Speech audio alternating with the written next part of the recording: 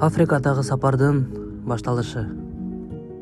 Көптөн күткөн Африкага саякатым да башталып калды. Аэропортко досторум жеткирип койду. Атам, апам, иним да келишти. Атам өзүнүн насааттарын айтып, дуа кылып, жалаң гана жылмайып эле турду.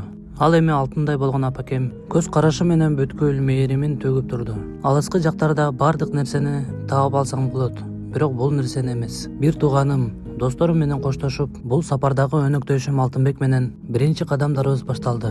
Самолетко отурар замат уктап көзүбүздү ачсак, Стамбул шаарына келип калыптырбыз. Апам салып берген плов менен курсак тойгузуп, 12 сааттык убактыбыз бар болчу. Жакынкы соода борборуна 1 сааттык жол экен. Ал жака барып саякатка керектелүүчү 1-2 заттарды алып, кайра артка жөнөдүк. Биринчи эле көзгө илингени иттерди аябай сыйлашат экен. Иттерге үй салып беришип, семиз да болушат экен. Аэропорттун жанындагы мечитке рейстерди жазып койгону өтө сонун экен. Күнү бою интернетсиз жүргөндүктөн аэропорттун интернетин жарым саатка эле колдонгону жетиштик. Стамбулдун баарын көрбөсөм да, Стамбулда болдум деген галочка бирок коюлду окшойт. Африканын Мароккосуна да келип алдык.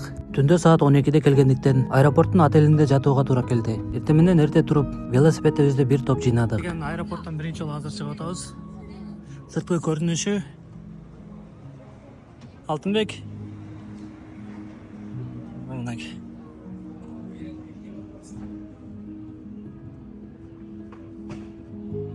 Баса, бул Марокконун Касабланка деген шаары. Касабланка деген сөз жагымдуу угулганда эле шаар да аябай кооз экен. Айлана чөйрө жапжашыл, тептегиз жолдор, жагымдуу адамдар. Шаардын борбор жагына барышыбыз керек. Жолду кесип кыска жолдор менен барууну туура көрдүк. Шаардын чети болгондуктан андан ары 20 километрдей жолубуз бар болчу. Мына саякат башталды деп эле сүйүнүп бара жаттым. Пальма, кактус деги эле башка фаунаны көрүп жаттым. Аба ырайы болсо жылуу, 20 градустун ары бери салкын жел уруп турду. Турналарга окшогон капкара канаттуулар бизди көрүп качып кетишти.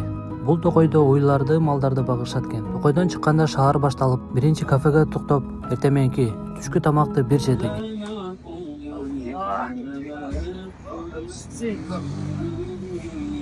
Very good, шукран. Merci beaucoup. Аябай жакшы кафе экен. Куранды жаңыртып коюп, кетип баратканда дагы бир жол чай ичип кет деп чай коюп берди. Айлана чөйрө таптаза болуп, жалаң гана плюстары гана көрүнүп жатты. Кафеден бир аз жылган соң биз көздөгөн жерге да жетип келдик. Велосипедтерибизди алыскы сапарга бир каратып алалы десек, Салахеддин деген мырза 1-2 күн убакыт бергиле, силер ойлогондо да сонун кылып берем деп айтты. Алла Таала биздин ойлорубузду заматта эле аткарып койду. Анткени дегенде 1-2 күн биз шаарда айланып акклиматизация болойлу деген ойлор бар болчу. Шаардын борборуна барып, кооздугуна аябай суктандык. Касабланка шаары аябай жакты.